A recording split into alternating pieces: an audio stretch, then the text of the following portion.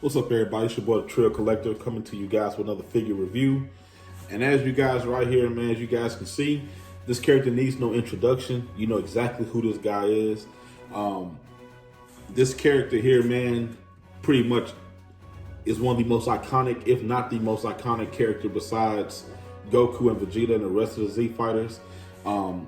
This character here, man, pretty much the way that you summon him is what the show is named after, and the premise of the show.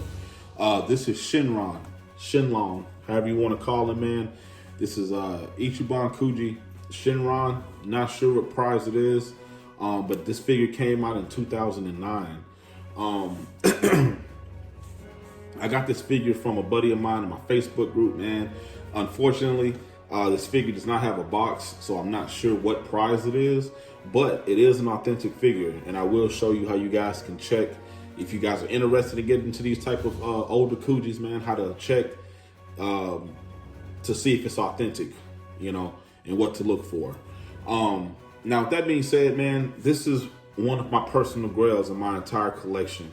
And as of late, man, I've gotten some real, a lot of heat, should I say, added to my collection as of late. But this guy right here, man, he's definitely within my top 5. This figure here, man, when I first saw it, I never thought I would own it. I'm being honest with you. There are maybe 4 or 5 figures I have in my collection as of right now. I take that back, maybe 7 or 8 that I thought I would never own. But I do have them, you know, so as of now. But you know, this figure here, man, it's one of the most dynamic PVC figures that I have. And when I mean dynamic, I mean as far as what's going on with the figure itself. The amount of detail that was given to this figure. Shenron himself is highly detailed. I don't know if you guys can see that in the camera, but this guy is highly detailed. And when I first saw this figure, man, I thought it was kind of a smaller piece, but upon receiving it yesterday, man, I mean, it's pretty big, you know. And I can only imagine how big the box would be if I had it, man. But just the figure alone commands a lot of space. So I have him grouped with my older Kuji collection that I have that I'm starting. And as of right now, man, he's like my crown jewel. Him and my Kaioken Goku. Those are my crown jewels right now, man, in my older Kuji collection. But getting into it, like I said, the amount of detail on this guy, to be a figure that's almost 11, if not 11 years old already, it's phenomenal. I mean, it's absolutely amazing, man. If I'm going to turn on the turntable here so you guys can see, do a little spin around one time. Man, the wind effects of this figure, man, it's just awesome. Awesome, man. The energy crystals that's coming off of, I want to say off of the Dragon Balls from when you summon Shenron, absolutely phenomenal. The design of Shenron himself is phenomenal. When I first saw this, man, I didn't think it was going to be as detailed because it is an older Kuji.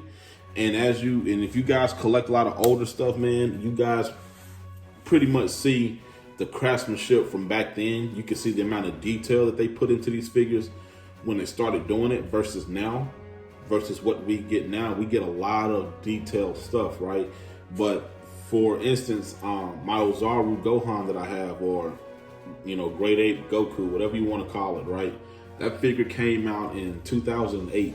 And compared to the Golden Great Ape Goku that came out in 2019, or the Ozaru Vegeta that came out last year, I want to say September of 20 or August of 20. I mean, compared to those Ozarus, man, it really doesn't hold too much of, you know, a candle to it, right? It doesn't hold light to them because there's so much more detail than the original. But this guy here, man, I mean, I have the Ultimate Variation Last Prize Shenron, man, and I would put that against this one any day. I would put this one here, against that Shenron any day, the Last Prize, solely because of the amount of detail. Now, this figure here is considered rare. I'm just being honest with you. It's not an easy figure to come by. I have seen them on eBay go from like 175. I think the highest I seen was like 215. But seeing them at sold prices, I've seen them sell for like 230, maybe a low 200, maybe like 205, 215. But this figure here, man, I mean, it's one of a kind. I mean, it holds its own weight. You know what I'm saying? This figure here is also part of a double chance lottery as well. And if you don't know what a double chance lottery is, it's if you get this figure here, there's like a barcode on the back of the box that you can scan, and you can end up winning this exact figure, but in a different color variant. And those figures are, I mean, when I say like extremely hard to come by, extremely hard to come by when you get a double chance figure. I think, you know, those double chance figures, man, are, if not just as hard as finding Tokyo Toy Fest Dragon Ball figures, man. I mean, they are absolutely, I mean, if you find one, you absolutely have a grail. But when it comes with that, you're going to pay a hefty price tag for that. But this is a figure that also came with that. And there was only one of 100 of the double chance figures made.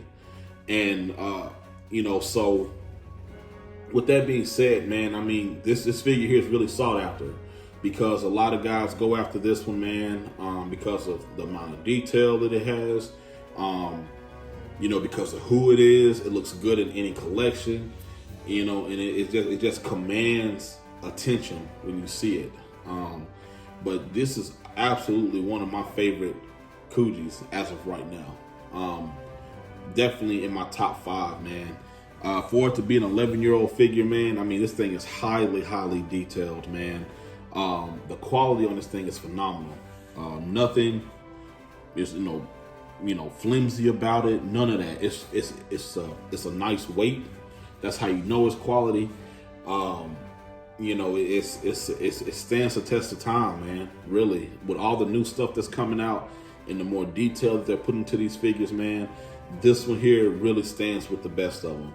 You know, even in my opinion, I like this one better than the Ultimate Variation Last Prize Shenron, man. I mean, just the amount of details that's coming out. Now, with that being said, come this weekend, there is the Purunga coming out, you know, and I'm thinking about getting him. You know, I'm not really sure, but thinking about getting him. You know, and we'll see how he stacks up against him, though. But this one here, man, I mean, this is a phenomenal piece to be 11 years old. This is a phenomenal piece, man. And I did tell you guys that I was going to show you guys how you could tell if a piece was authentic or not. I'm trying to get it right in the camera so you guys can see that. I got to find it myself. But yeah, if you guys could, you know, it's kind of hard to see. Well, right where my hand, where my thumb is, right here, there's lettering right there, and it tells you, you know, it has like the Japanese writing, Banpresto 2008, made in China, and it, you know, there's another marking. I forgot where the marking is. You have to really look for it, but they double stamp these figures, man, and that's how you know, you know, that it's an authentic piece. Because believe it or not, a lot of these older stuff, man, get replicated a lot. There's a lot of bootlegs of these fake figures, man. To make a long story short, I'm gonna tell you guys a quick story. I went to a local shop here in Houston, and they had a bunch of Dragon Ball figures, man, that I never thought that I would own. You know, so one that really caught my eye, because I'm a huge Broly fan, was the Last Prize DBZ Kai Broly. So I picked the figure up, man. I think the guy wanted $80 for him or something. So I ended up picking him up, man, and I was just, man, I was, you know, elated that I had this figure, right? Well, I went and asked a couple of my friends about it, man, and a lot of guys in my group, and I asked them, I said, hey, you know, I got this figure, this and that, and the third. And one of the guys said, hey, man, can I see the bottom? I said, sure, you know. So I showed him the bottom, and the bottom was a solid piece. You know, it wasn't open. Like, and when I say open, you guys will see what I mean when I do other figure reviews on these older Kujis. They have an open base at the bottom. Well, this one here was solid and flat, you know. And he told me, he said, well, man, unfortunately, that's a bootleg. It's not, it's not the real deal. And, I take that a lesson learned, man, when it comes a lot to these older pieces, man. A lot of people try to replicate them. So you really have to be careful. If you go on eBay and you see these figures, man, and they have, a price tag of like $30, $40, $60, and then it says without box, I would stay away from that. Because typically with these figures, man, they have a Toei sticker on them, and that's their COA. That's how you know that it's the real deal. And then even with the boxes, man, they can replicate them, to make them look just like the real thing. So that's why I say, if you're going to get a figure, man, like this, join a Facebook group, man. Join a group of individuals, man, that have, that might be a little bit more knowledgeable than you, that can point you in the right direction and get the authentic figures, man. I mean, that's your best bet, because there are a lot of, grimy, shady people out there, man, that know that people really go for these figures. And the way that they would do is that they would put them on eBay, Mercari, and all that type of stuff, man, at, killer prices. And then once you get it, you found out that, you have a fake. Now, with that being said, there's some individuals out there that don't mind buying the fake stuff, and they just like the aesthetic of it. They like the way it looks, which is nothing wrong with that. If that's what you like, then fine, go ahead.